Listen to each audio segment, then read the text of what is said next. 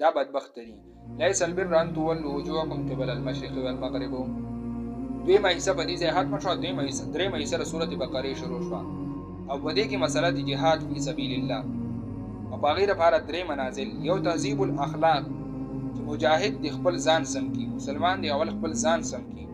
د هغې دپاره پنځه عقاید او پنځه اعمال، پنځه خبرې د عقیدې متعلق چې عقیده دې سمه کړي، او پنځه د اعمال متعلق چې د خپل عمل سم کړي.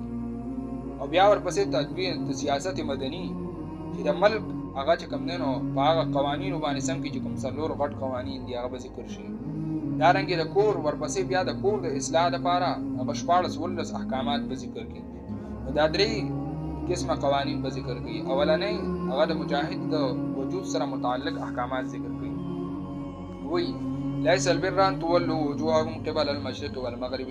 نه د نیکای کار دا خبره تولوا وجوهکم چې واړوئ تاسو